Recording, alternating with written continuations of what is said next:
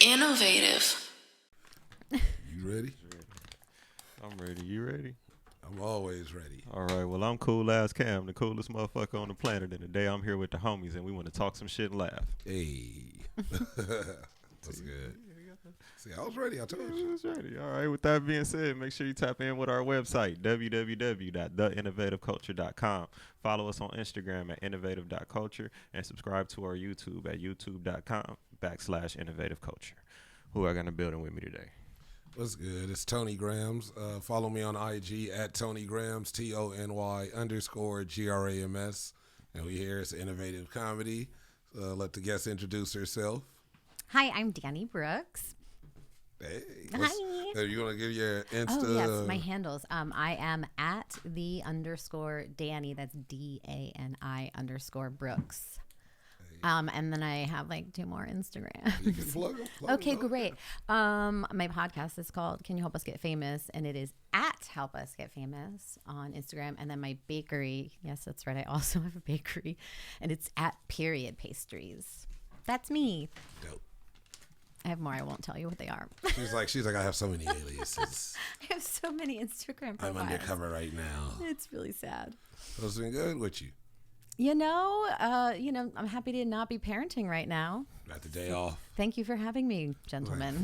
For sure. It's good to have you here.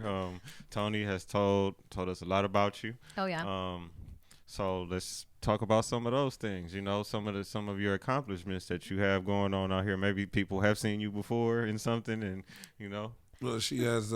She's like the host of the, like you said, the Help Us Get Famous show, which That's is right. we're doing on the 28th. Right. So we have the podcast and then our stand-up comedy show, which is what Tony's talking about. Mm-hmm. That's based on our podcast and is as equally as obnoxious as the podcast is.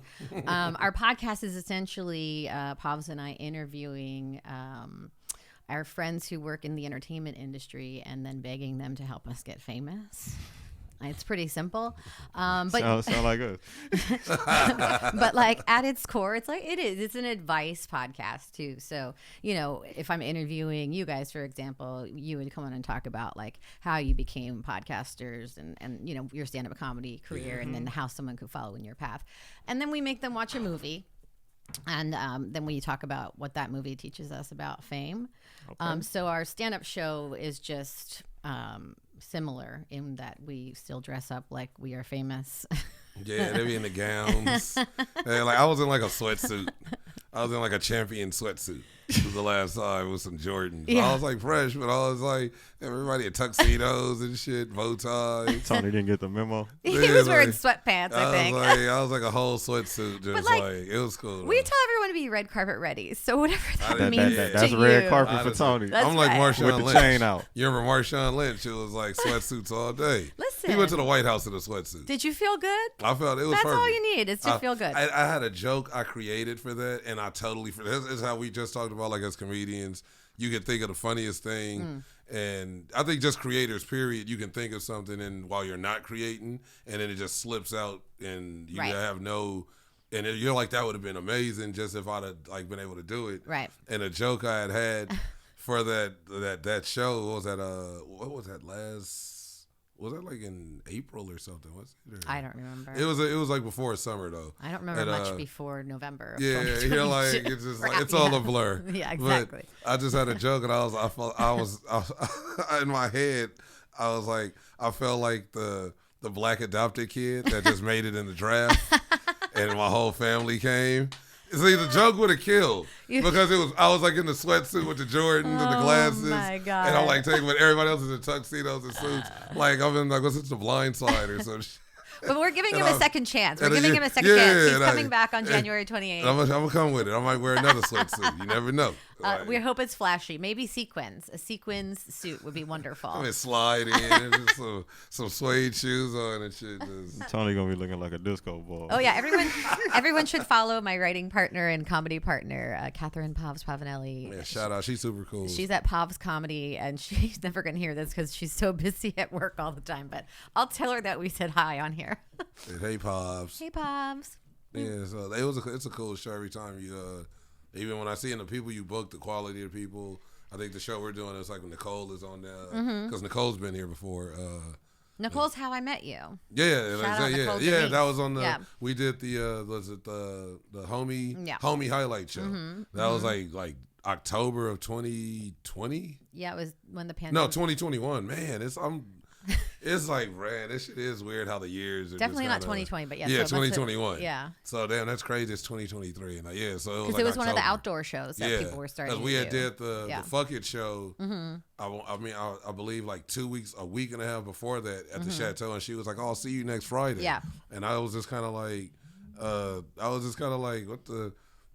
what show? She was like, when I emailed you for this show, I asked you to do this show and another one. Oh, yeah. So I had just told her and didn't know. I was so I still did it, but I had no idea, and it was a great that show. Oh, yeah. That show was really dope. good. The green room, we had our little green room chilling. Yeah, I think I went to see 2 of the ones that they did, and they were all very funny. That's the thing, like it's hard to find shows that you go to and like every comic hits. Yeah. I know not everybody's gonna have good nights, but it's like where everybody is better than the last. The quality control can be can be pretty bad at certain places. I've seen a lot of that. And that's what I was gonna say. And who do you think is to blame for that? Is it like it's the booker? It's the booker because you can't. I mean, if you know who you put they on want a show, people to come in. So there are certain places now that didn't used to make you require, like they used to not require you to bring people. It was like encouraged, but it wasn't required. But now they're making bringers, not bring them. It's a bring them and a bring them. Okay. They want you to just bring them. That's right. They do. You're right. And then if you don't, some of these places are cutting your time or cutting you altogether. Well, the only way they make money is either at the door or at their bar. So they want you to bring people so they can spend money. And now absolutely. they can, I drove 5. That's why they make it a minimum of people and that I you have to bring. want them to pay me for my time. Man, so fuck exactly. those guys. Yeah, I drove 2 hours for 6 minutes. Yeah, I mean that's the other thing on our show. We try to pay the comics. So like we started charging like only $5, but whatever. If they bring people, then we split that amongst the comics. But like that doesn't happen anywhere. And like these people who are making money off of their bars aren't paying anybody unless you're hosting or. I literally can't. I didn't. I felt like I felt like I flaked on the show, but it was a few weeks ago, and I was booked on the show on a day off. I was gonna go, no problem. Then the show got canceled. They were like, "You can get on the next one 2 days from now," and it was kind of like, "All right, cool." But then it was like, "All right, I actually worked that day, my day job or night job, whatever."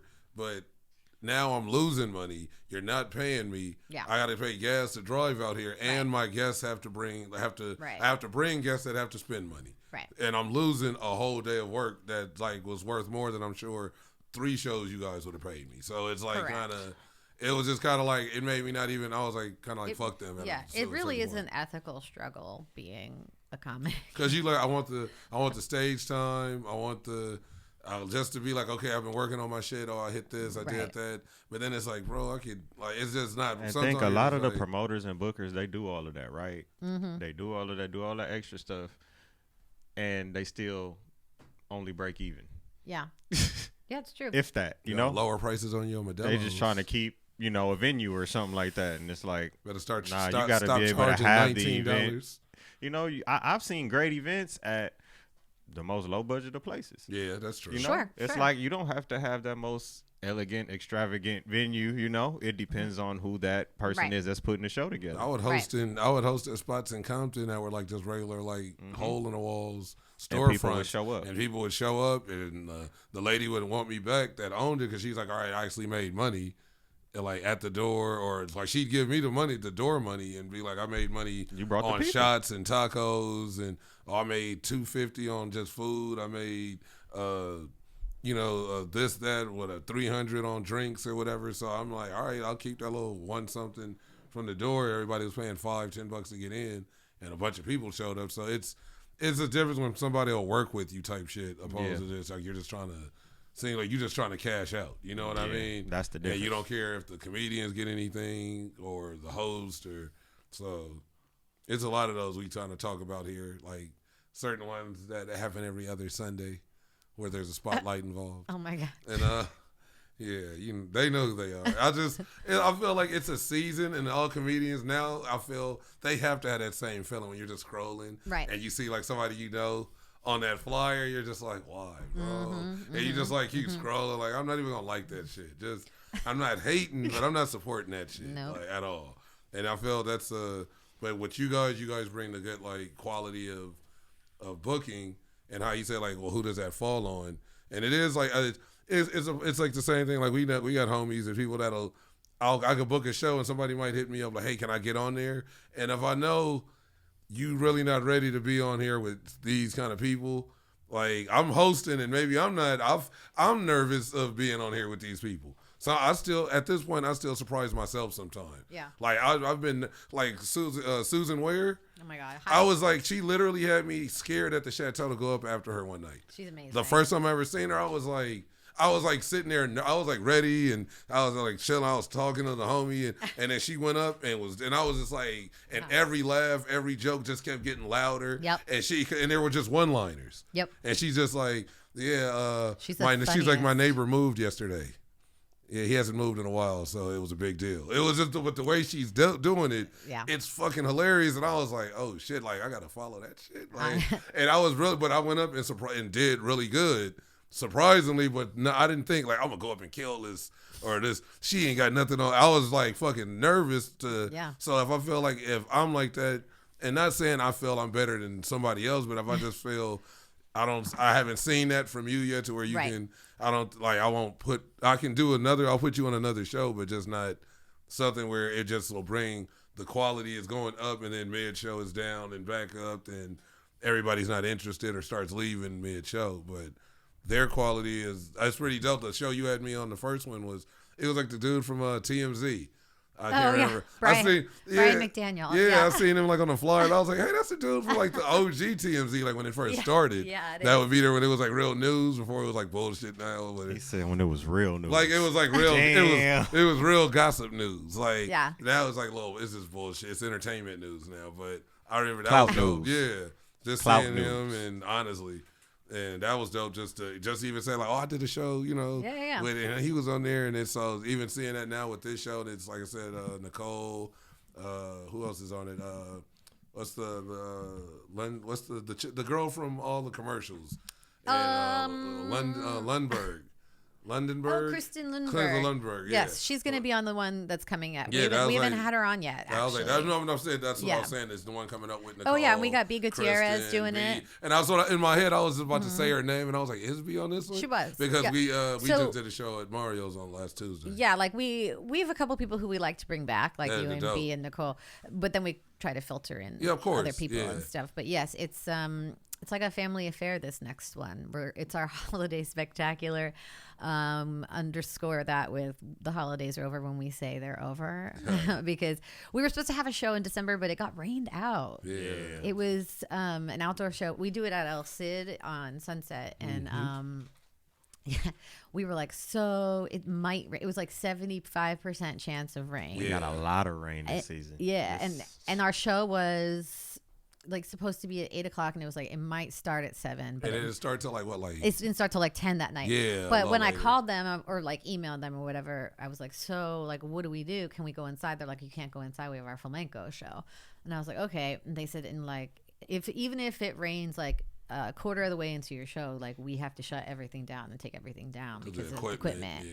And so I was like, Pops, we had to make a decision to cancel the show. So there was a couple people who we were able to rebook from the December show, but some people were not. So B's taking one of those spots. Yeah. So excited to have her as well. That's super dope. She always comes and fucking flips it upside down. Yeah. We have Grace Young too is going to be on it. She's fucking hilarious if you don't follow her.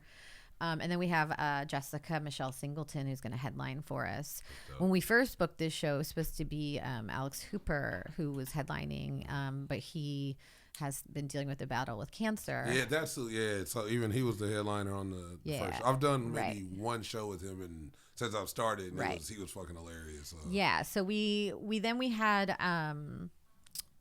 Crystal was going to sub in. Crystal Adams was going to sub in for Alex for us when he couldn't do it. So anyways, and now for this one, we were lucky enough to get, because all these people who I'm mentioning right now are very hilarious people who are always booked up. So like Crystal wasn't available, so we reached out to Jessica, and she's gonna do it for us, which is amazing. She's a regular at the Comedy Store. You can go there any night and see her. She's fantastic. This is Jessica. Jessica Michelle Singleton. Okay, that's all right. She's delightful. I met her through doing the School of Thought. which is a like accountability group program that's ran by Stacia Patwell, who's amazing. And so shout out to them. Shout out School of Thought. But that's how I met Jessica, and like, you know, it's actually like a lot of comedians who do it. Because I've heard about it. Yeah. I heard about it in like 2020, like when they first opened some stuff. Sure, yeah. It started with a lot of comedians, and now it's really growing into a big network that's like worldwide now. It's pretty incredible. So, And yeah. you're leading the charge? Yeah, I am an you believe it or not, I am an accountability coach. That's how you walk. It's I've never have more ridiculous words been said out loud than it's just, I can't believe it sometimes. Stacia Patwell has changed my mind. It's insane. I highly recommend it. They're actually going to be starting a boys program soon. I'm not sure that I'm allowed to even say that, so I'm going to stop right there. But yeah, but it should be really good when it happens, and I highly recommend it to the men. So if you're looking to be held accountable and eat your food right and do your mantras, you guys do mantras and affirmations? Yeah. What is yours? Well, I mean, it's many. Well, let's pick your. What do you say when you're waking up? I don't memorize them because I kind of like, I'm one of those people who will listen, you know, to just words of encouragement and things like that, you know, and it kind of just prepares you for the day. If you go out with that type of mindset, Absolutely. you know, it kind of gives you direction. And you know, I've been one of those people who deal with like, all right, you know, I get upset over something and little things like that. But when you kind of start your day with something positive, it kind of just, it helps. Yeah, it helps a lot. It does. But I can't tell you any specifically word for word because, I haven't gotten that far. I'm not that deep. That's the important part. The more specific you are, I'm being taught and learning, the more likely it is to happen. I know it sounds crazy, but listen. Because a lot of times we can memorize like our favorite movie lines and things like that. So why not memorize something that'll help us in our everyday life? Right. Like when we do our group workouts, in between every set, we have to do positive affirmations and mantras. And we're all on Zoom and everyone looks like crazy people shouting things like, she has us say, I'm the best. She has us say, I'm healthy, wealthy, free, fit, and hot. That's dope. Yeah. And it's healthy, wealthy. I mean, and at first, like Povs was actually the way that I found the program, and I was like, nah, I'm good. Nope, I don't want. Nope, I'm good. Like, this is a cult. Meditate. What? I don't want to meditate. Be positive. I don't think so. And then now it's like I'm one of the people who works for Stacia. So I'm transformed. I have transformed from a caterpillar to a beautiful thought butterfly. A thoughterfly. A thoughterfly. Oh my God, I'm going to tell them. Oh my God, a thoughterfly. Tony, that's a good one. Ingenuity. I like it. Thoughterflies. Like, well, today thoughterflies.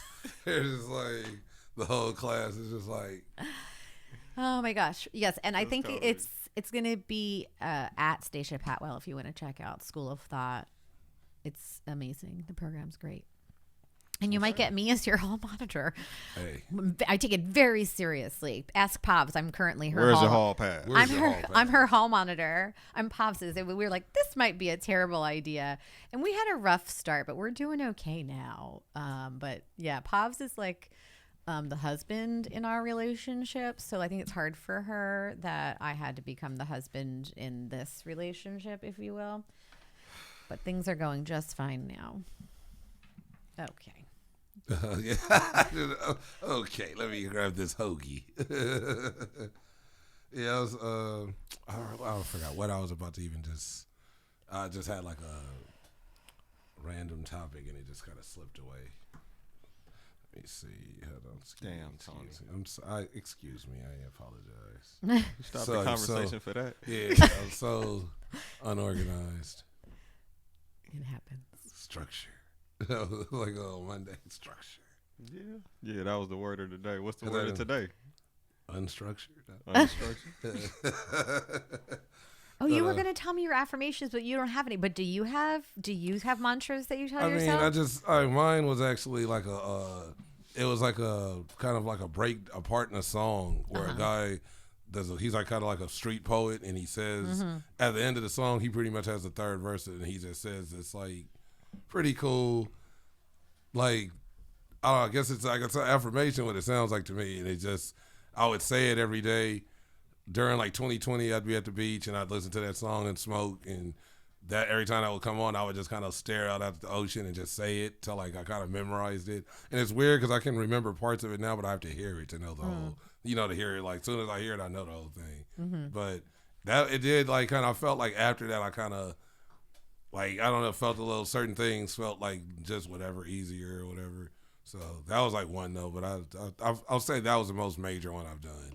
Mm-hmm. And like, but I've seen other ones. I've never really, I don't be on them as much as I should, but that's probably. So he said what I said, and it sounds like you boys need to be more specific with yourselves. I think we need to let's come up with what is it that you want out of life. Like, what is the goal here? Like you want to. Are you a stand-up comic as well, or no? No, but I feel like I'm aspiring to be one day. I'm gonna build up enough courage to get out there and get on stage. Do it. He be working. He's like got jokes. He be coming with the one-liners. Yeah, he be hitting them like a T.I. could do. T.I. doing 42 minutes. I did say that one time, huh? Yeah, I think I did say that if T.I. could do it. I was like, he coming for you, T.I. Like, you better watch yourself. Yeah. Other than that, did you see the Martin Luther King statue? Yeah, it looks like a penis. It just looks like hands holding up a giant. No, I thought it was supposed to be Ving Rhames with Tyrese, like the scene from Baby Boy where he was choking him out. And he's like that's what it looked like. Like it's just around. It's just very. It's weird. The whole thing. Even when you see it, okay, why is it just supposed arm? to be? What's it supposed to be? It's a picture of Martin Luther King and Coretta Scott King hugging. And it is, when you see the picture, it's the arms, but they just was like, it's called the embrace. Okay. So if you see it from the other angle where you see the hands and the buttons on his sleeve and the fingernails, you can see it's arms and it's her arm. So it's like he's kind of like holding. I see. So that's from nice. that angle, it does look like just a giant brown dick being held up. Yeah. Now, it's which way? Okay. See it so down that there. way. See the hands? Yes. No, because it was a picture that had the actual picture where from what it's taken from. And nobody looked at it from that one angle and thought. And they were like, I guess because it's in Boston.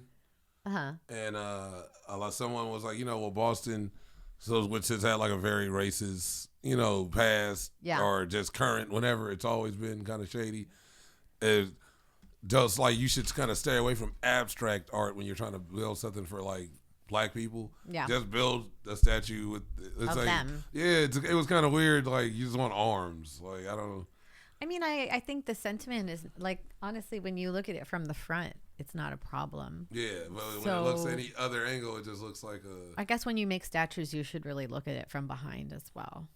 A lot of us when they're big and brown too, like, and slender and cylinder shaped. Right. That's the first time I saw it from the correct angle, though. And if you see it side by side with the actual picture, it looks like. Oh, you getting the picture? Okay. Yeah, I said, and I was like, okay, like I see what they were doing, but nah.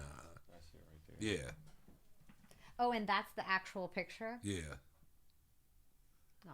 See how that's his They couldn't arm. find a different picture of them hugging to. It's like his arm is at the top, and those are her arms, like holding his arm. Right, but that can't be the only image of them hugging one another, right? Like, why did you? That's just the one that they picked, and that's they just wanted that. That's the one they. Why did you use this? Right? Like, why? What's your angle? Yeah, what's really. your end game? There's got to be another picture of them hugging. Like, Google them hugging right now and see what else comes up. There's no way That'd that's be funny the only. if there's like no other picture. Why don't we pick the one where it looks like he might be choking her? Yeah, like it looks like it does. Now, even now that you say that angle looks like somebody trying to defend a rear naked choke. Yeah.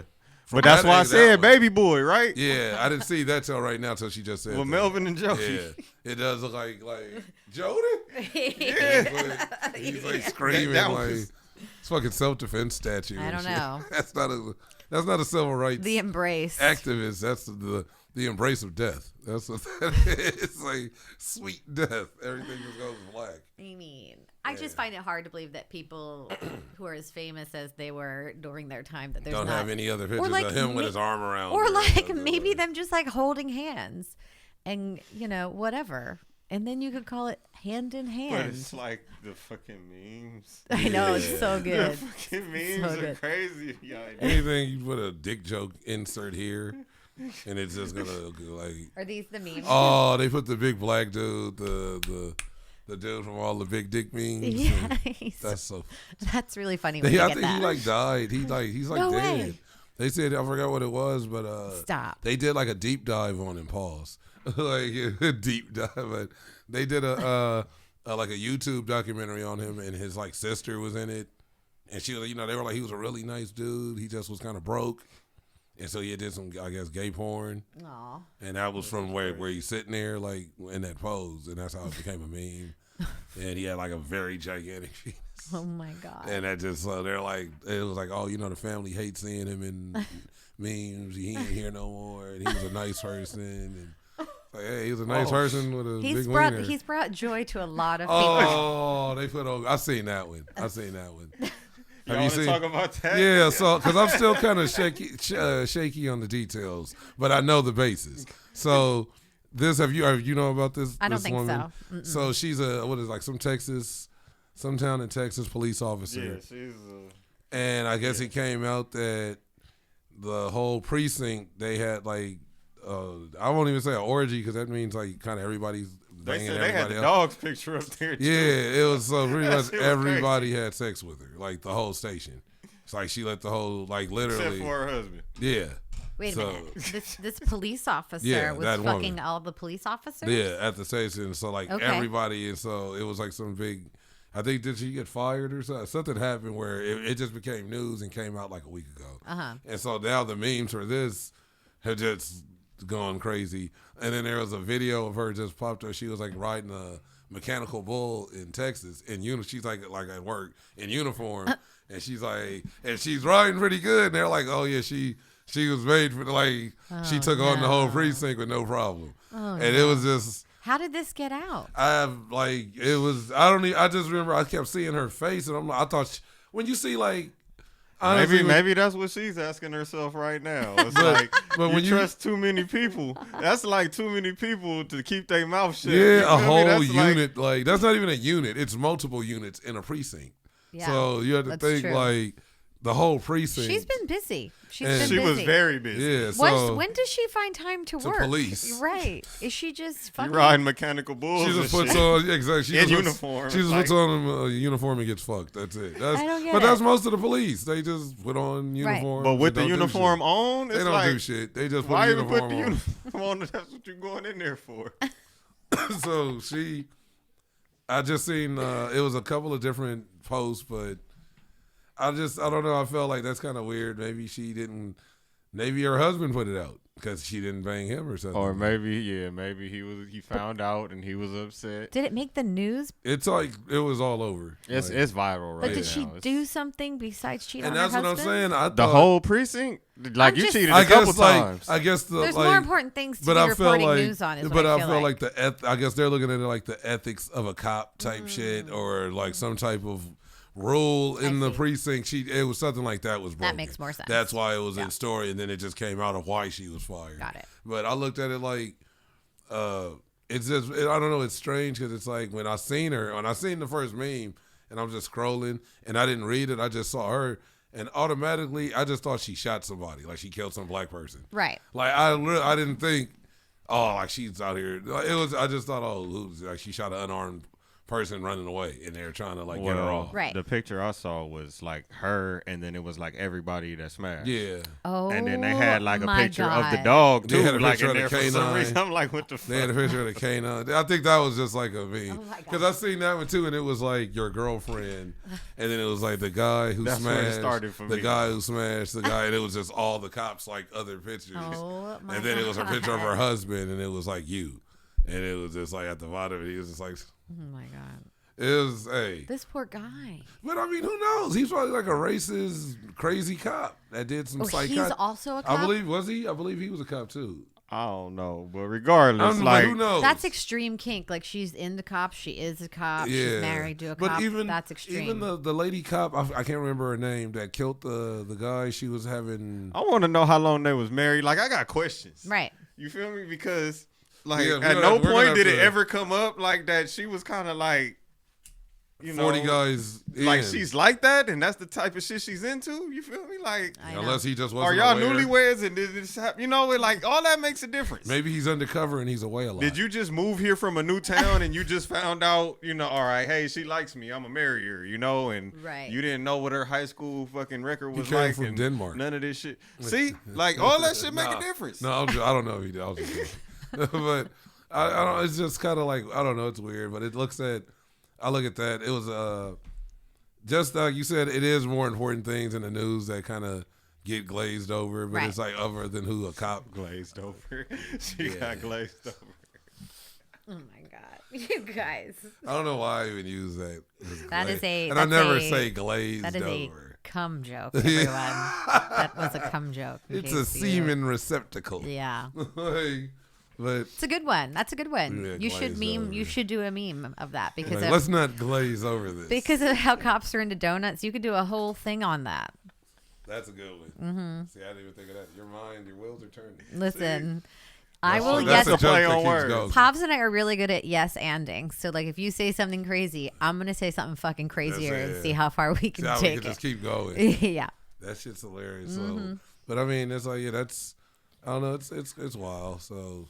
Other than that, it was there was something else I can't remember. That literally was leading me into something, and it just it's gone again. Yeah, literally, we keep talking about this that. This is 40. You know what I mean? I think it was like before that. Honestly, it was like that shit was 20, 28, and I think it was just too much weed. It's like early stages. That's when you first started smoking. No, I was like 22-ish, 21-ish. I was already smoking, but wasn't smoking heavy. Oh, I see. When did you first smoke weed? I was probably 16. Okay. Like maybe I smoked maybe like once or twice in like a year. Yeah. And then I smoked again with like a coworker at 17, 18. And I remember she had gave me some weed. She had sold some weed to somebody and was like, here, you can have the rest. And it just sat in my room for like 3 months. And my mom found it. It had been, I had forgot it was even there. And I came back, I was like gone for the weekend somewhere and came back and was just going to getting some stuff. And my mom was like it was like a don't do drugs like ad. And my stepdad was just standing there like he was like, cause he knew it wasn't shit. But I was just like, she was like, so what's this? And like, and I'm like, what is that? And it was cause I had put it in a gum wrapper. Like, so it was just like a smashed nug of weed. Right. That's 3 months old. Correct. In a silver wrapper. And she's like, And I was like, and then it hit me like, and I was like, man, that shit's been there for, like, you know what I mean? Like, and she's like, yeah, you better not fall into this stuff. And she was mad. Yeah, you better not fall into this stuff. Yeah, she tried to give me the talk, and my stepdad was just there, like it's bullshit.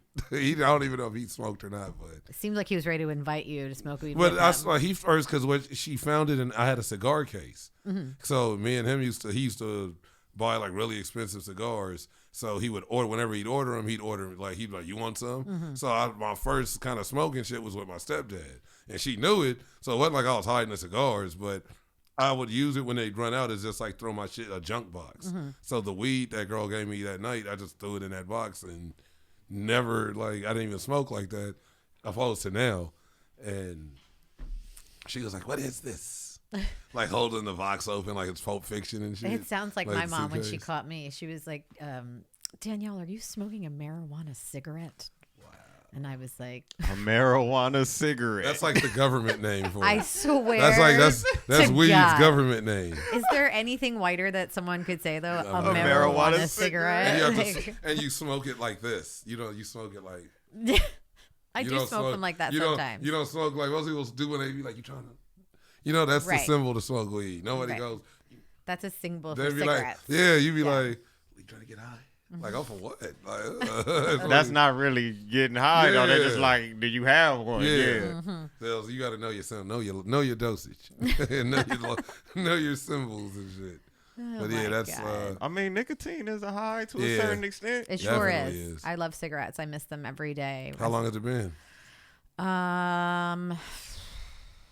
It was, well, it depends on Depends on when I want to be honest about it. No, the most recent quitting was in December. That's so good. My mom and dad aren't going to watch this, so they're the only ones who give a shit. They're if gonna I... be sitting there watching it, like, look at this shit. Have it on the big screen. They're the only ones who care if I smoke. My husband, you know, he would care too, I guess. But yes, I love cigarettes. Are my first love. They really are. How old were you when you started? I think I had my first cigarette when I was like, how old are you in fourth grade? I think like 10. I was 10. Yeah. 10 or 11. And this was like my friend's mom. Yeah, well. I was little. My friend's mom used to have they had a barn in the back of their house. They had a big house on this big property, and then there was like, I don't know, like a shed, I guess you would call it. And her mom would go and smoke like half a cigarette, and she would leave the other half. Like she would just leave it. She was like a closet smoker. And Katie discovered it one day, and we went back to like check it out, and we thought that it was like we didn't know what we were smoking really. Yeah. And then eventually I put it together because a lot of my aunts smoke cigarettes and stuff. So I just always thought it was cool once we figured out what it was, because it was always put out, so it was really hard to tell if it was a cigarette or a weed or whatever. But I was definitely smoking then, but not like regularly. I would say until like my junior year of high school, probably. I used to smoke in the car all the time. My parents hated me so much. My sister didn't like it either because we had to share a car. It was back in the day when they had like ashtrays in the car too. Man, the kind that come out. I had a Tornado. It was a really old school car. Yeah. My dad was so impressed with himself when he got that car because it was. Well, I think it was like a 1989 Tornado, but the person who owned the car had not driven it in years because she was elderly. So when my dad bought it, in great shape. Yeah, it had like 10,000 miles on it. Like they literally just a new car then. Yeah. So my sister had it first, and then we had to share it. And when that started, it became a problem. You're just riding, smoking. I was. Why the car smell like cigarettes every time I get in? Yeah, my sister eventually started smoking too. I think she just gave in to smelling like it because she had. Yeah, because it's already there now. Yeah, you know. But she gave it up a long, long time ago. I've always off and on had a cigarette problem, but we can't all be perfect. Yeah, I used to do Black and Miles. I started with Black and Miles, and then I smoked cigarettes. Like I was on cigarettes for. What was your brand? Newports. Oh. Typical, right? You know. What do you mean typical? That's so funny. Did you think I was gonna say something else? It's like fucking Salem 100s. Like what the fuck? I used to love Salem Slim Light 100, so I take offense to what you're saying. If I said Marlboro Reds, it would have thrown you off, right? No, I mean, I don't really I don't profile cigarettes necessarily. As the rest of the world does. No, but I was one of those smokers that used to profile cigarettes because I could kind of tell what pack everybody would have. It's all right, old people I can't ask him for a cigarette because he don't got what I like. You know, like that type of shit. Besides knowing that I liked Salem Slim Light 100s for a period during college, what do you think was my first cigarette? Virginia Slims. Camel.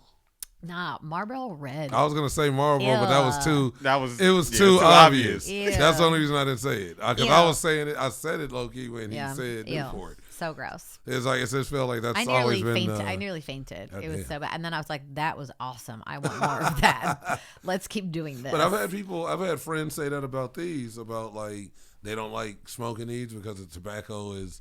When they're like, I get head rushed, and I went home after you left, and I was. Is that your blunt paper there? Yeah, the one that unfolds into like a blanket. It looks like a do-rag. Yeah, it looks like a do-rag. That was an operation happening over there. Yeah, it's like a. I've never seen someone take so long to roll something. It's like defusing a ball. He rolls them pretty fast.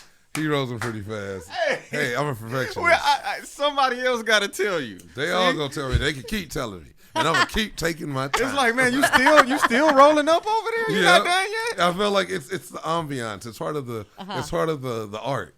That's why I really didn't like just dabs and for a long time, because I felt like I want to break weed down and feel it on my fingers, and he likes the process. I like the process. I want to smell it, and then that first inhale. It's your therapy, so you should just do that in the privacy of your own home, and then come out with like 14 blunts rolled. Yeah, already have them ready. That's how I used to. But when I would go to the beach during 2020, anytime I really go to the beach, but especially during 2020, I would roll like at least 4, and then like just put them in like I had like a glasses like my frames case. Because it's like hard, so they can't get smushed, and they'll just roll around in there at the most, jump on the train, and just open up the glasses case, and I got like 4, pre-rolls, but it's my pre-rolls, meaning it ain't like, the shop's like whatever. So, and then I did that shit. I did that for months, like during the pandemic, and I went one day and I rolled all my blunts. I had some bomb weed I got from the shop. And I get down, and I always would take one to smoke on the way because I would just take the train. And standing there smoking, I get on the train, get down all the way to the beach and set up my sheet and sitting there. And then I'm like, all right, let me finish my train blunt. And then, so I can start on my beach blunts. And I'm just sitting there getting my phone, listening to music, got my AirPods in. And then I'm like looking for the glasses case. I left the shit on the table, coffee table, after I finished rolling. And I was just leave it on the train. Yeah, because that's what I was like. That's what I was hoping the whole time. Like, I hope that shit is. But I got home and it was just sitting there. So it was like I still had, because I'm not going to smoke just 4 blunts at home now. Just back to back to back. I could, but I'm not. I just saved it for the next day. I was like, all right, cool. But it was just, those are like good experiences and, I don't know, good times. Where's your like favorite smoking spot? My favorite smoking spot? Yeah. Like where's your favorite environment to smoke in?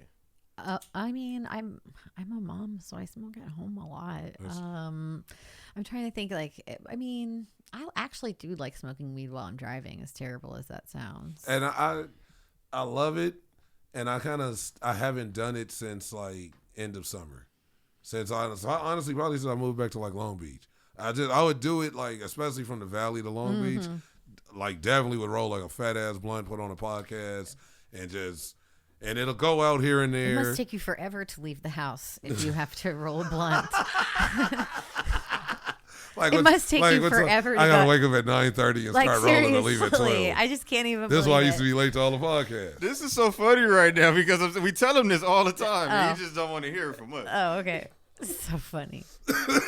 Sorry. My bad. But that was like, I did like that a lot. Like, actually just driving and listening to music. I'll stop a podcast, play 4 or 5 random songs. Right. Go back to another podcast. Go back to, by the time, sometime that trip was anywhere from 47 minutes to an hour 34 minutes. You know what I mean? So that blunt will last a good 40 minutes.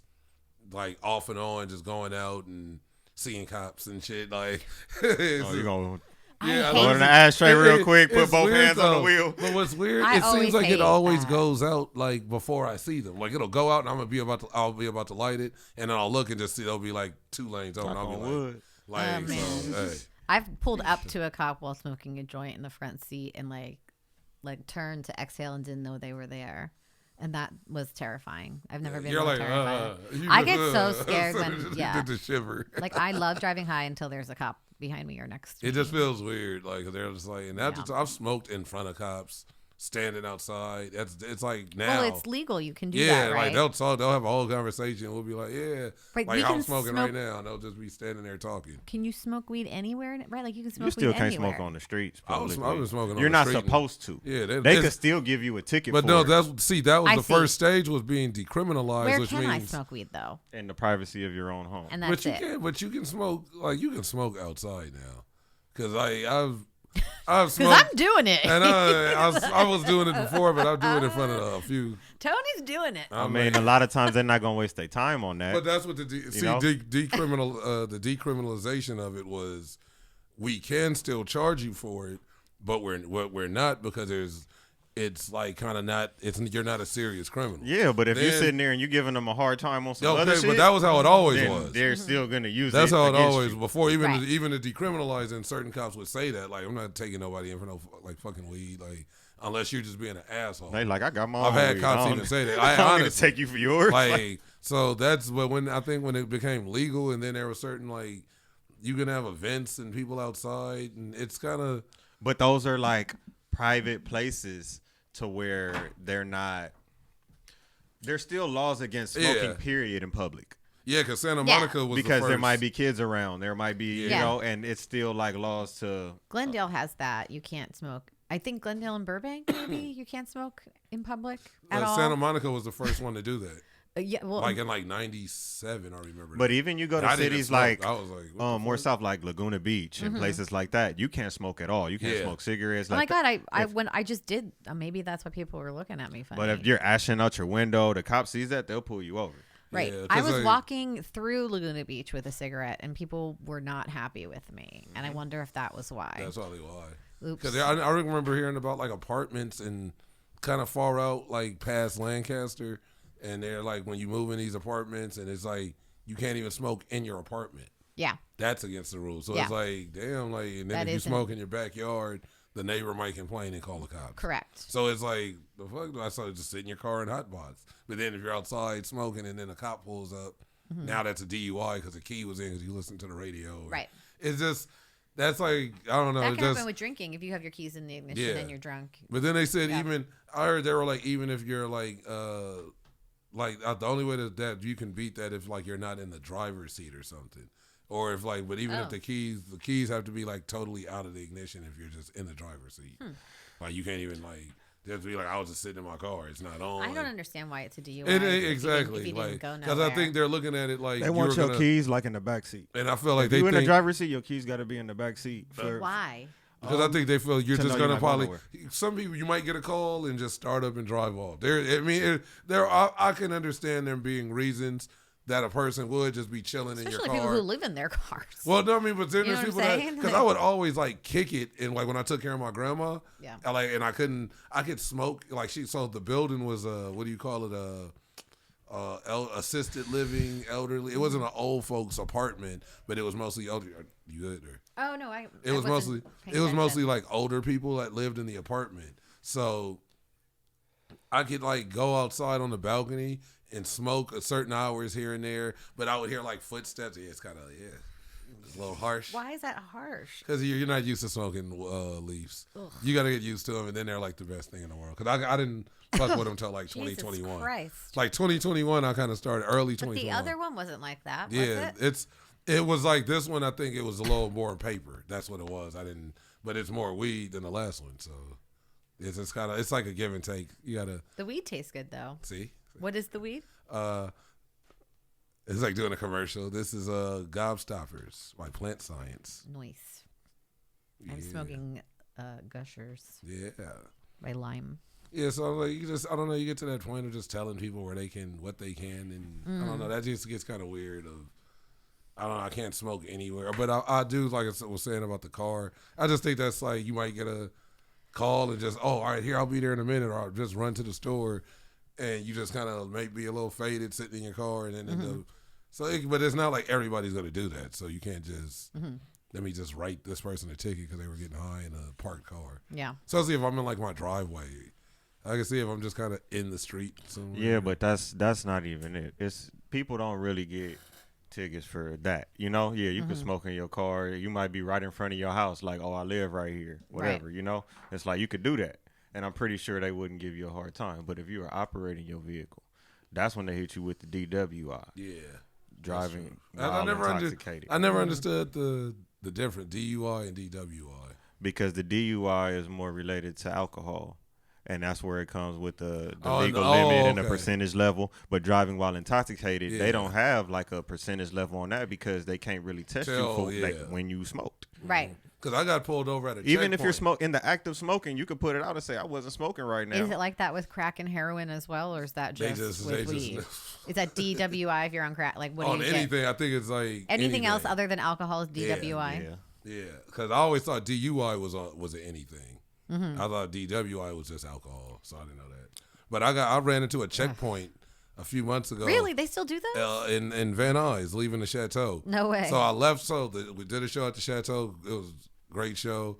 I go in the parking lot, roll a blunt. It didn't take me that long. Okay. I find that hard. I find that hard to believe. But it was like it was a little just long enough for your car to warm up. Yeah, literally, it was like boom. I heard his feelings, didn't I?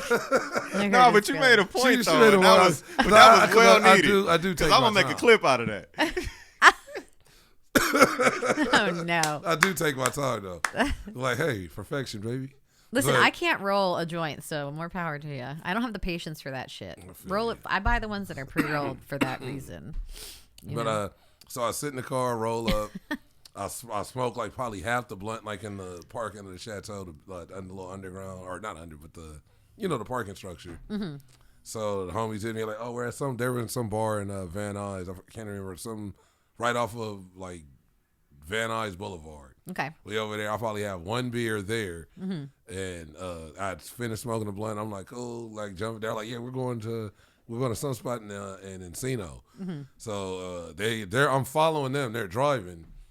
And they get I see lights as we get to, I want to say Van Nuys and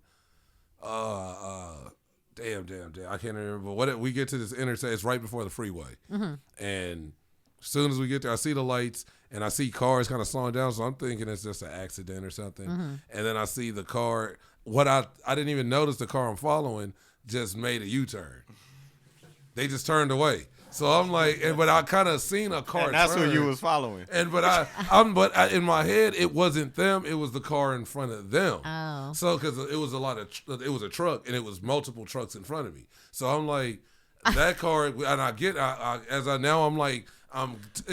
have made the U-turn. Now I'm guided in, and I see the cones, and then I see the lady cop like, and I'm like, oh shit. And I'm like, and so I'm not drunk, but I'm like, I had one beer and then I like smoked a blunt like maybe an hour and a half. You ago. told her that? So I did though. Why? Because sometimes you can. Why? Because when you got the what? When you got the gift to gab, what? when you got the gift to gab, deny. sometimes you gotta game them up. Who says? So like no shit. So I get to the checkpoint. I roll my window down. I'm gonna tell the truth. Officer, I'm very high right now. No, I roll the window down because I smoked in my car, and that's what I had forgot that I had smoked in the car when I was still at the chateau. So she's like. She says, I roll the window down and she goes, I see her face kind of like the smell, because it wasn't smoke, but it was just the smell. Like, and she's like, you been smoking? And then it hits me and like, I'm like, so my wheels kind of like computers start computing. Oh, and I was like, and I'm just like, I was like, yeah. I was like, really, I always smoke in my car. And I was like, I smoked, but I was like, that was like around like 1:30, 2 o'clock today. And it's what like, a liar! And it's like it's like 9:30. So I was like, I did smoke in my car, but that was like 2 o'clock. I was like, I literally just came from a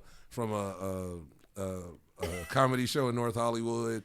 I'm going, and she's like, I can see her. I was like, here's my license, because my wallet was sitting on the seat. I was like, here's my license if you need it. And she was like.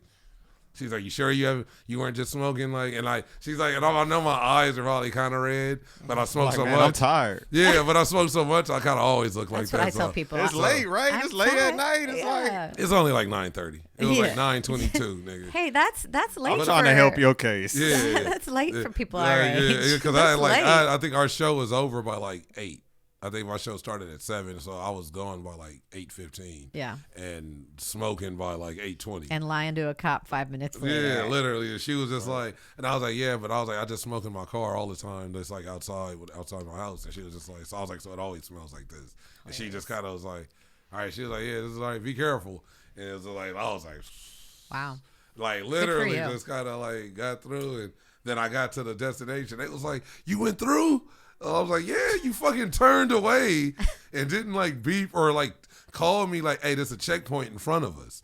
And they were like, oh, I just thought you saw. I was like, bro, that shit was so, that it is nerve like to where you're just stuck there. And now if I speed away, it looks like I'm a fucking felon running from a checkpoint. Oh my God. Yeah, it does look that way when you turn around, yeah, doesn't it? And the way they kind of burnt out and was gone. Wow. That's why I kind of didn't notice how abruptly that was your friends who did that? Yeah, they were right in front of me. Oh, and I was following them, but it was just so many trucks in front of us. But you still knew where the destination was. Yeah. You had to address. But it was so many trucks, and then they called, like, soon as I left and made another U-turn to go back to get, they were like, where you at? And I'm like, on this street and that, because they knew, like, that area a little better. So they were like, yeah, just come down here. We waiting at the light right here. And I was just like, bro, that's hilarious. It was, but that's, yeah. So, I mean, sometimes honesty. I would have been like, you could text me that you were going to turn around because you seen something, it. Yeah, like you see, and it was like at least 5 cars in front of them. I would be so mad. That sounds like something my husband would do. Like pull out without texting me and telling me that's why and let me go through it, you know? Where were we? That happened recently. We were driving around the mountains in Big Bear and we had 2 different cars because there's too many people for one of our cars. And anyway, I got lost following him because he doesn't say like where he's going. You just have to. Yeah, up there it's kind of crazy because I was just up there a couple weeks ago and going up that mountain, it's like different roads. Yeah. And so you know, depending on where you're trying to go, you got to make sure you go the right way. Yep. But then a lot of it's residential and shit, you know. Mm-hmm. And You might end up just going in circles if you don't. And it's all just snow. So you're do you drive or do you not drive up there? Like, are you the person who's actually driving? Nah, I didn't drive. Yeah. I'm gonna keep it 100. I didn't even drive. Yeah. I was the passenger on the way up and the way down. Yeah, I usually am, but this was the first time that I actually drove because neither of my parents wanted to drive. So my husband was like, "Okay, it's time for you to drive. hit that road." Yeah, so I did it, and it wasn't as bad as I thought. Like, it was really snowy on the way home. The way there was fine, but there are like actual rocks falling on our way. Man, they got the signs. You see the signs on the side of the road. Like boulders and shit. They got deer signs. They got rock signs. Yeah, it had snowed a lot when we were there, and like we thought at first that maybe it was like a pile of dirty snow, but like it had just fallen, so there's no way there's dirty snow. So I was like, that's a fucking rock, and so like we had to keep going around rocks that had already fallen. That's crazy. Yeah, there was one car that got like hit by one and like pulled off to the side. Like it was crazy. The line getting in and out that weekend that it first snowed was insane. I'm so glad we went when it wasn't snowing at first, because everybody, as soon as it snows, it's not just the people running houses, it's everyone in LA who owns a pair of skis running for the regular fresh snow, not the fake stuff. What was the spot that used to be open in the 80s or the 90s? They used to have the commercials. As soon as it would snow, the commercials would start. You mean out here in LA? Oh no, it was in Big Bear. Arrowhead? No, I wouldn't have seen those commercials it was growing like, up. So. It was like Summit. It was, I can't remember. They were, and I believe they just. I remember what you're talking about. They just went out of business maybe no more than like 10 years ago, because that was like a big story on like Good Day LA or something. They were like, the final, then everybody was up there skiing, and then even when it wouldn't snow. When we'd have like a season, they would have artificial snow. They would put artificial snow up there, and everybody would go up there. Yeah. Most of like ski snowboard movies were filmed up there. I remember.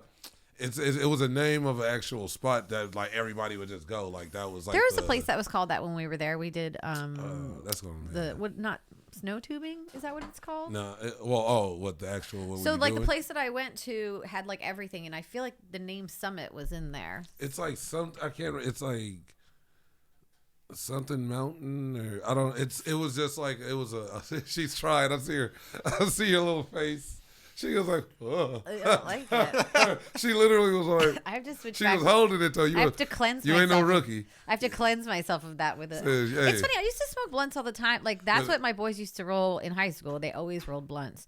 But I don't roll them myself. I've never been that person. Anyway, I don't smoke blunts anymore. This is intense. And then usually with these, you can like rinse them and make them kind of like less harsh if they're kind of like dry. But do you understand that what kind of time I don't have for that shit? Like I cannot believe. She said, "I'm trying to smoke right now." I want that shit already ready for me, so I could just light it up and smoke. I'm not the girl who wants to wait.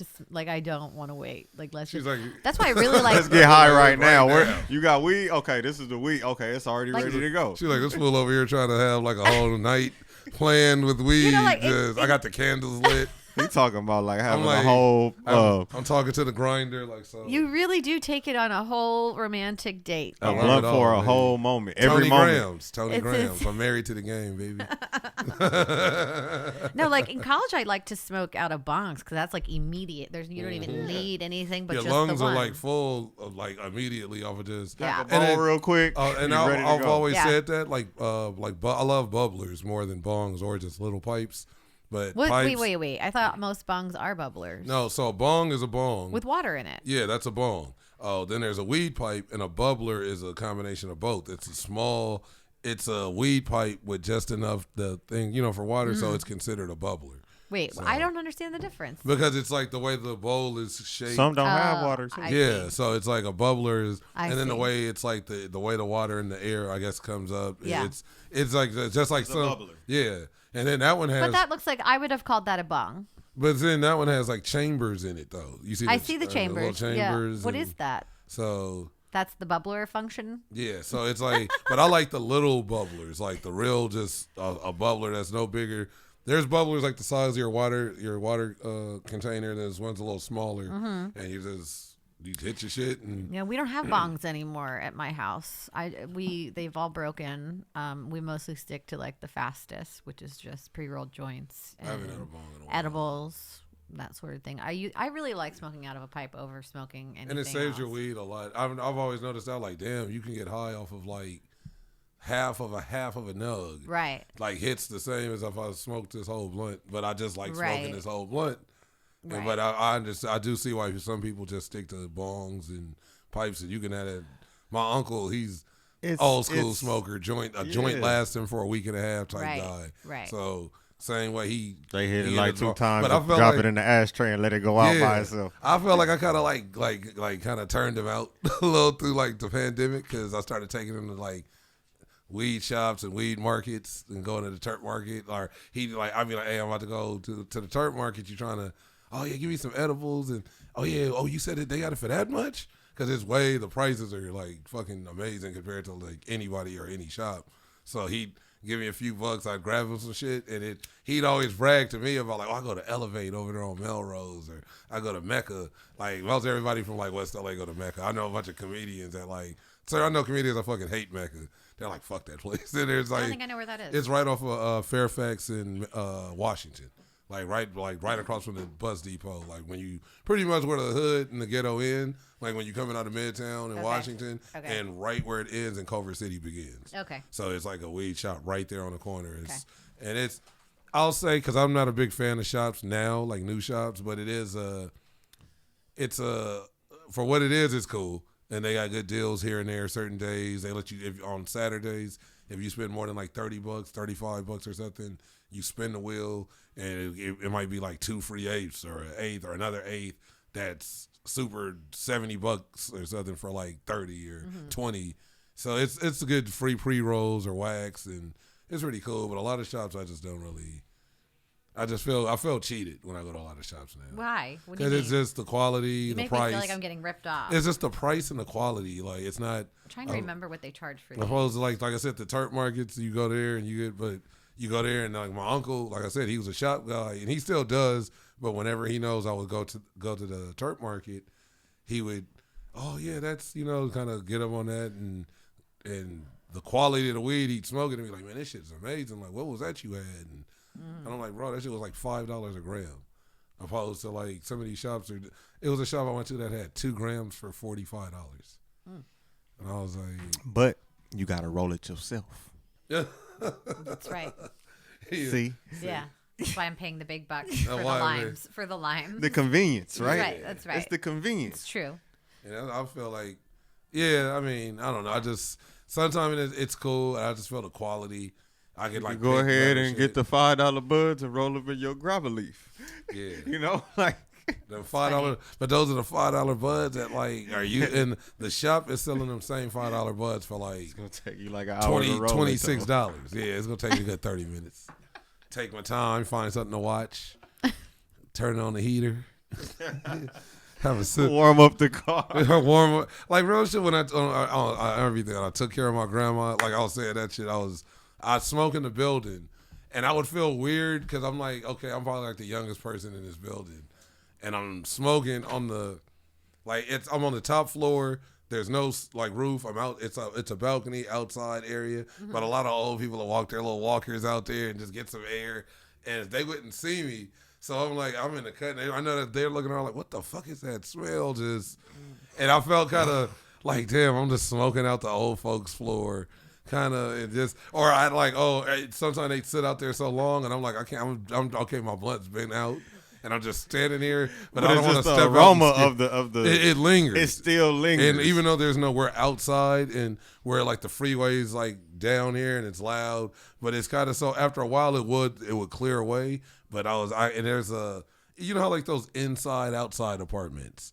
You know what I mean? Like it's in your apartment, of course, is inside with the hallways and the It's like assisted living. Yeah, so my aunt's been that they can't get out unless they go through the lobby, basically. Yeah, right? They have to go down the elevator. We're on the we were on the 4th floor, so I'd take care of her, make sure she got her lunch or whatever, and I'd step out and smoke. But then I would just feel weird, like like I said, I'm just smoking out the old folks floor and shit. So I would just go sit in the car for about 2 hours, watch something on Prime or the podcast, smoke about 2 blunts, and just hotbox, might call a homie or something, have a couple phone calls, and that it goes back to saying how some people do. Some people will call me, oh, we got this mic over here on so and so, and I'd be like, all right, I'll be there in like 30, and then I have everything in the car ready while I'm smoking. I'm outside, so if my grandma needs anything, I'm just gonna go back in the apartment. But my uncle's gotten back, so now he's already in there. So I'm like, fuck it, I'm gonna just drive off. So I have been in that situation of just chilling and smoking and get that call of like, fuck it, let me head to Hollywood and have a night out. But I don't know, it's different things for everybody. I'm just going off right now.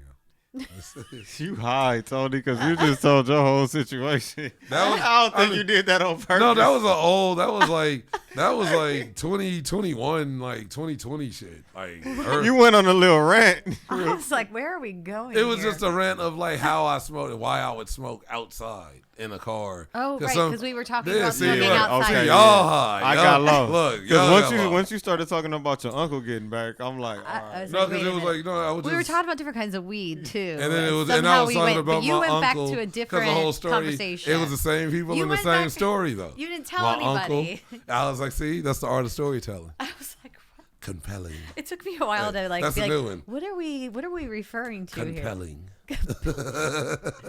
I'm confused. But that's always how we used to just do these. So, but let's how much time we got left? We're at, it says, I think it says counting down to like, okay, it's at 23:01. So I don't know what that is. Yeah, I think we probably had like 48 minutes a minute ago, or it was at 48 a minute ago. So probably like 50 something. We'll wrap it up in a second. So let's do you want to what's up with the period pastries? How'd you start?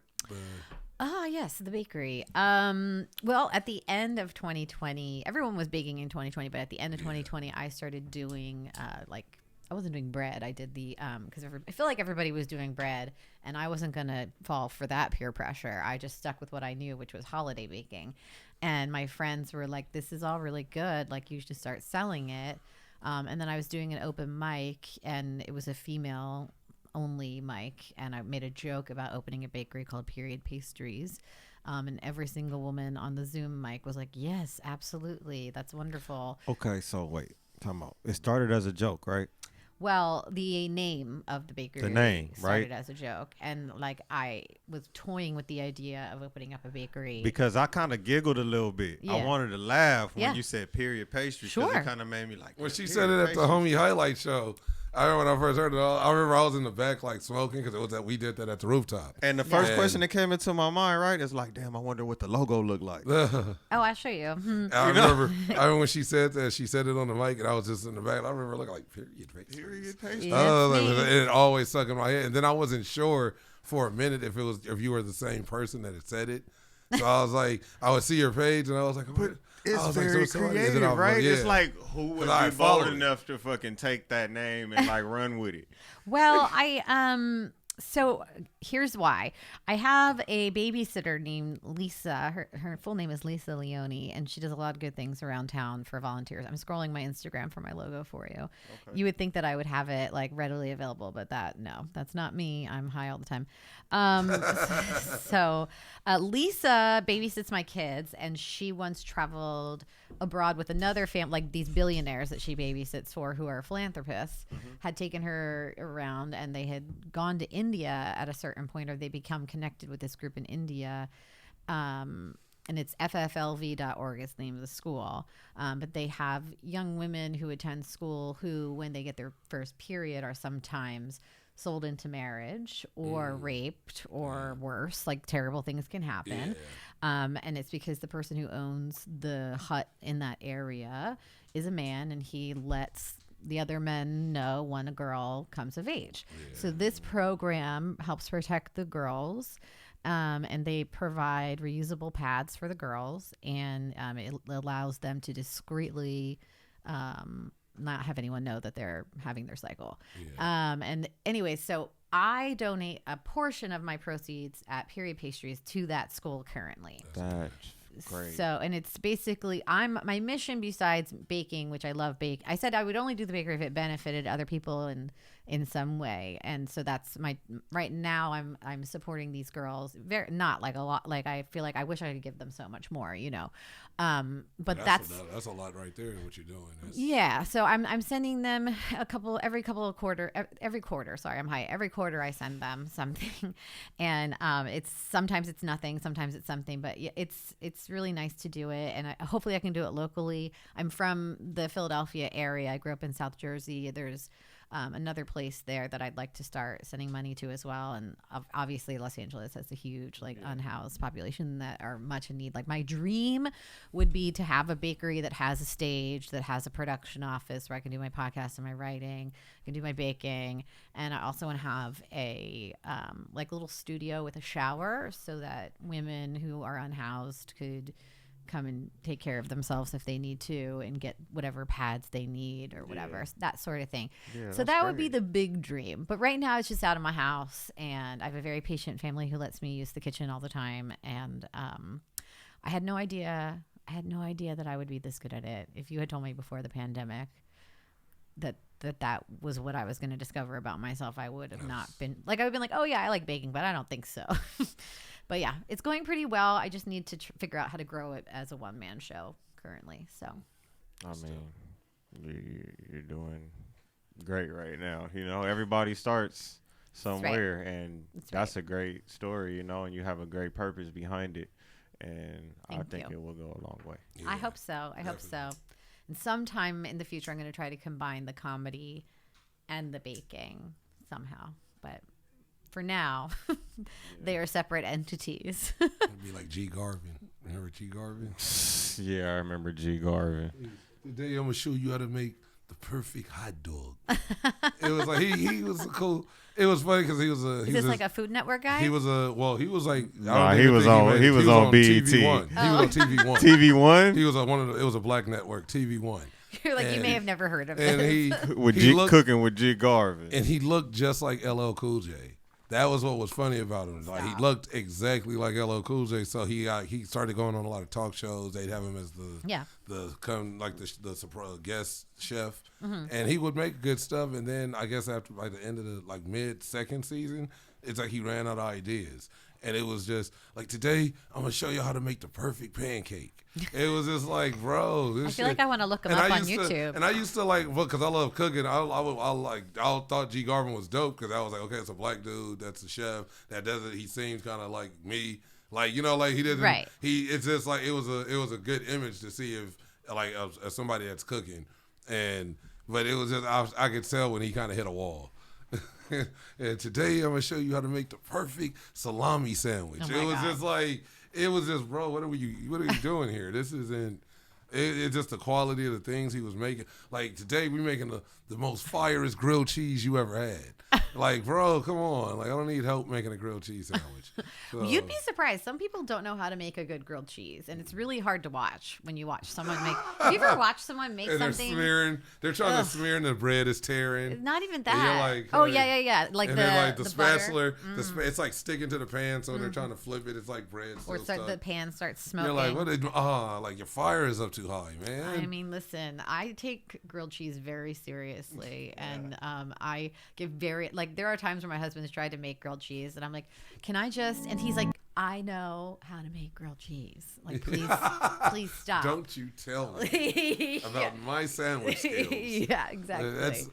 I just feel like it's a lot of cooking stuff that's simple. But Garvin was, he was cool, and then he just wasn't no more. I don't know. Well. But yeah, a lot of what was it? I got a clue. Oh, which one? Oh, Garvin. Oh, here we go. So you don't look like LL no more. Like, put some weight on. That's why I'm here. You don't cook? No. Not really. No. I don't cook. I'm not even going to lie. Let's talk about what we got today. Okay, what are we doing today? We wanted to do a really, really simple recipe, but something that everyone loves. Chicken wings. But hold on. With the what? The Coca-Cola. Man, are you serious? You thought I was exaggerating. You see what I'm saying?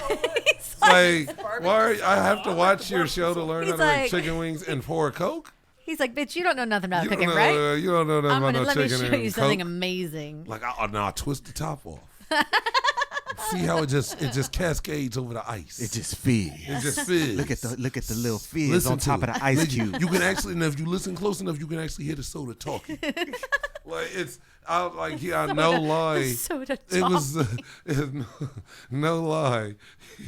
He has the most simple, and he would be making rack of lamb. And he would be making some pretty not like complex. The wings was all extravagant, right? And then it's with the Coca-Cola. Well, you ain't even doing fried zucchini or something as a side asparagus. Like it was That's just so funny. It was he just to me it wasn't like he fell off, but that was a fall off. Oh to my me. God. 'Cause it was So I need to like- do better than him if I mix my comedy with my baking. I mean, that was low-key comedy. We all here rolling. But I don't think he meant for that to be funny. He was dead ass serious with that serious. shit. He Yeah. killed. No, like- but yeah. he had the best set ever, you know. But The accidental comedy. yeah, exactly. That's like when you just stand there like oh shit, that You worked. just funny on accident. Yeah, like you just stand there like, what are they laughing? But yeah, Oh my God. but so we can plug some of your other shows or. You know, I don't have a ton coming up, but I mean, you got a big one though. That's we have this one coming up on January 28th that Tony's going to be on. It's at El Cid on Saturday, January 28th at 8 p.m. Doors open at 7:30. Tickets this time are $10 because half of your ticket is going to go towards Alex Hooper's cancer fund. We're hoping maybe he might even drop in. He's outperforming he's feeling currently. a little better. A little bit, yeah. So we're gonna see if maybe he wants to pop in. But for now, we have a stellar lineup. We're super excited for who's gonna be on there. I felt special. I was like, I'm the only guy. Yeah, Tony's the only guy. We hate I men. didn't- We hate men. We don't like men. We give them an opportunity. We Let's one see. per Tony show. get a pass. One per show. Hopefully he can swim. one per Like, show. One per show. Yeah. Well, that's good. At least, you know, the guys, I'm they made can to cut. have like that. They got something to aim for. That all right, maybe I can get that one spot. Yeah, hopefully. We don't want to. We don't want to overdo it with too much dick like the rest of the LA shows like to do. Hey, it's understandable. Yeah. So that's all of the LA shows. There are so many funny female comedians out there. Yep. And you know, Shout some of them out. shout some of them out. Well, on this upcoming show, we have Kristen Lindberg, we have Grace Young, we have my co-host Catherine Pavanelli, and we have Nicole Denise, and we have B. Gutierrez, and then our headliner is going to be Jessica Michelle Singleton. So it is a packed lineup of amazing female comics. Dopeness. Yes, and it does. So oftentimes we get pretty full. So if you're planning on walking in, come in by 7:45, please. Just be on time. Be on time. I like y'all said it was like when It's I cute, first right? started, I did like 2 shows with jokes and notes there, and like it was cool. Like they would let us, like we had weed vendors there and shit, and like you could smoke and roll up at the tables, and everybody was just. But it's a cool, chill venue of, and inside they actually would do like nightclub stuff. I think it was like Poom Poom Tuesdays was there for a long time. So, but yeah, I'll be there. Make sure you pull up January 28th. Yes. Sunset, El Cid. Bring a blanket too. That's what I forgot to mention. So if I'm gonna bring a Ric Flair robe. if people actually are coming and would like to donate a blanket to the unhoused, you can also bring one to wear at the show because it'll probably be cold because it's been so fucking cold in LA recently. Gotta dress But we'll cool, collect the baby. blankets at the end and then we will donate them on everyone's behalf. Are you going to come to the show? You're going to come to the show, I can tell. Y'all should come to the show. He's like, I wasn't planning It's on on it. Sunset. You can be out on Sunset. He's like, no. I mean, He's like, I want to go do nothing but get high and watch the Grinch. Get drunk and watch the Grinch. That's what he said. but it'd be get high and watch. He did. So yeah, but I'll be there. So you said, like she said, all B. Gutierrez, Nicole Denise. Yep. You Kristen should look into the London, camera and ask them where they gonna come. Yeah. Yeah. You guys going to come to our coming? show? Y'all coming? Come on. You better come. Come. We need you there. It's the Can You Help Us Get Famous Holiday Spectacular. The holidays aren't over till we say we're over. Yeah, it's jingle balls all day. That's right. That's right. Come. I didn't know that I could look directly at the camera. I don't want to scare anyone. By She's looking breaking the directly. fourth wall right now. Yeah. Scare 'em. We're like, hello there, YouTube. Speak to their soul. Hi, YouTube. You're like, to YouTube. Like, So, but so we're gonna end this. I'm gonna wrap it up. Follow me at IG Tony Grams TONY_GRAMS. I'll follow you back. I got some upcoming shows, some stuff coming up, and I'll let you know. Follow my page, watch the stories, and everything else. And where can they find you? On Instagram, I am at _Dani_Brooks. Oh, and me, I am Cool Ass Cam, the coolest motherfucker on the planet. Y'all can follow me, COOLAZZCAM. Tap in with Innovative Culture at innovative.culture on Instagram. Tap in with our website, www.theinnovativeculture.com. And subscribe to our YouTube at youtube.com/innovativeculture. And we out of here. Yeah. Innovative.